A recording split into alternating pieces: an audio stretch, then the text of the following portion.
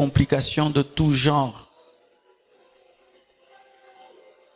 Vous vivez des épreuves, vous vivez des combats. Et en plus avec la situation de notre pays, des parents qui n'arrivent pas à nourrir leurs enfants, qui n'arrivent pas à envoyer les enfants à l'école, des mères qui voient leurs enfants chômer année après année et qui ne savent pas les envoyer à l'école alors qu'ils savent que son enfant est intelligent. Mais tu pries, tu as Jésus. Ton couple traverse des moments de tribulation. Toi et ta femme, vous ne vous entendez pas. Vous ne causez pas. Un enfant est malade. Il ne guérit pas. Malgré que vous priez, vous attendez un enfant. L'enfant ne vient pas. Mais vous priez. Tu termines les études et tu veux travailler. Mais tu cherches le boulot et tu n'attrapes pas le désert. Des temps difficiles. Des temps difficiles. Et chacun de nous a son désert. Celui-ci, ça peut être dans le domaine spirituel. L'autre dans un domaine matériel. L'autre dans un domaine social et financier. Mais chacun de nous a un désert. Quelque chose qui dans sa vie l'énerve, lui fait mal, lui fait pleurer. Et souvent, le diable aime utiliser nos déserts pour détruire notre adoration. Voyez, Israël est sorti de l'Égypte, ils sont entrés dans le désert, mais quand ils arrivent dans le désert, ils font un veau d'or. Le désert amène les gens à faire des veaux d'or. Ça a même pu transformer Aaron, a fait un veau d'or dans le désert. Malgré sa spiritualité, le désert a fait qu'Aaron puisse faire un veau d'or. Mais je bénis Dieu. Tout le monde n'est pas comme Aaron. Tout le monde n'est pas comme le peuple d'Israël qui fait un veau d'or dans le désert. Il y a aussi des Josué qui, malgré le désert, peuvent rester seuls au bas de la montagne en train d'adorer le véritable Dieu jusqu'à attendre la venue de Moïse. Et aujourd'hui, je suis venu parler à la génération de Josué, à des hommes qui, malgré le désert, les temps difficiles, continuent à louer Dieu, continuent à adorer Dieu.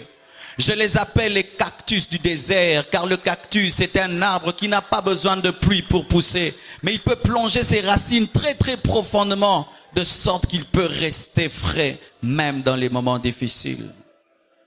Mais beaucoup des bébés spirituels n'arrivent pas à adorer Dieu dans le désert. Ils adorent Dieu lorsque tout va bien. Ils adorent Dieu lorsque leur plan marche. Ils adorent Dieu lorsqu'ils ont des moments de joie, des moments de paix, des moments de victoire. Là, ils adorent Dieu. C'est un bon niveau, car c'est vrai, il y a des gens qui abandonnent Dieu lorsque Dieu les bénit. Mais il y a un plus grand niveau. C'est atteindre la dimension où tu adores pour Dieu, pour rien. Que Dieu te bénisse ou pas, tu l'adores. Qui te donne le travail ou pas, tu l'adores. Qui te donne le visa ou pas, tu l'adores. Qu'il élève ton ministère ou pas, tu l'adores. Qui te donne des enfants ou pas, tu l'adores. Parce que tu ne l'adores pas pour ce qu'il te donne, tu l'adores pour ce qu'il est. Et tant qu'il sera ce qu'il est, tu continueras à l'adorer.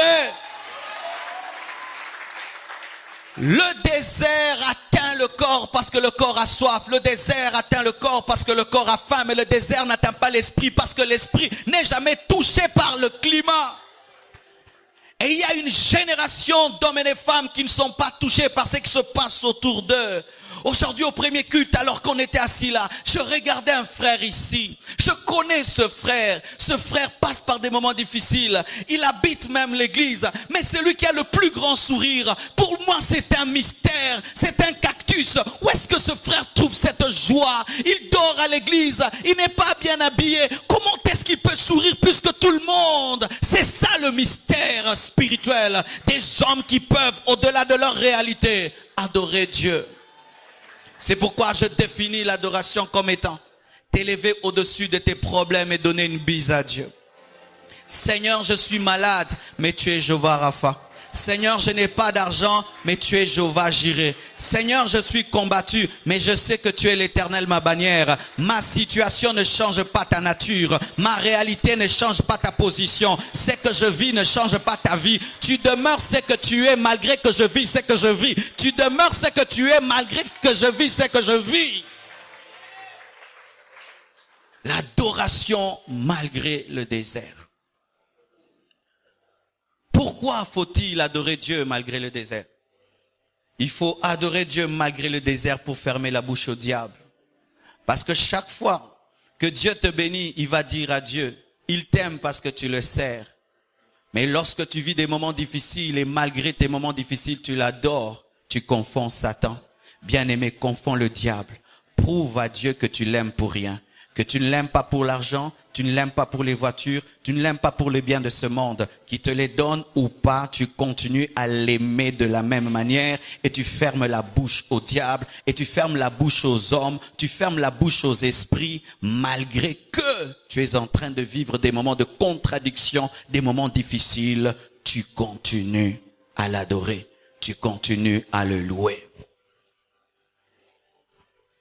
Frère, lorsque je dis ces choses, il y a des gens qui disent, pasteur, est-ce que c'est possible? Est-ce qu'on peut vivre cela? Est-il possible d'aimer Dieu dans un deuil? Oui, je connais une maman de cette église, son mari était mort. Et je suis allé dans son deuil.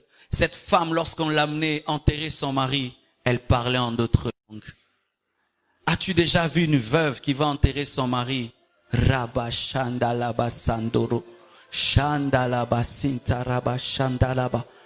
Je ne t'insulterai pas, Dieu, parce que tu es mon mari. Même si mon mari est parti, tu restes mon mari. Rabba Shantalababa. Je t'insulterai pas, Seigneur, même si tu as pris mon père, parce que tu demeures mon père. Labro Sakaraba Shantayababa. Mon père est mort, je ne sais plus étudier, travailler comme avant, mais la gloire puisse te revenir. Rabba Shandalababa. Je connais ces hommes, ces femmes. Je connais une sœur de cette église, elle avait perdu sa mère, perdu son frère. Et le dimanche, elle est venue, la sœur Réna, elle a commencé à chanter. Nous tous, on l'a regardé. C'était un cactus du désert. Un jour, une femme s'est approchée de Jésus. Elle s'est approchée de Jésus-Christ pour que Jésus-Christ puisse guérir sa fille. Je ne sais pas si tu as déjà eu quelqu'un de malade à la maison. Sa fille n'avait pas qu'une maladie, sa fille avait un démon, avait un esprit impur. Et elle vient vers Jésus-Christ qui est supposé la recevoir, disant que enfin ma fille ne sera plus possédée. Cette femme se tient devant Jésus-Christ et lui demande la guérison. Jésus-Christ lui dit que je ne suis pas venu pour vous. Je ne suis pas venu pour toi. Je suis venu pour d'autres personnes. Imagine que tu quittes ta maison avec un enfant malade, tu viens à ma porte et je dis, je ne peux pas te recevoir, je peux recevoir celui-là, sauf toi. Quelle insulte! Et Jésus-Christ dit ceci, il n'est pas bon de donner le pain des enfants aux petits chiens. Jésus l'appelle petit chien. Elle pouvait se fâcher, s'énerver, dire ça c'est quel genre de sauveur qui peut choisir. Mais la Bible nous dit qu'elle n'a pas dit cela.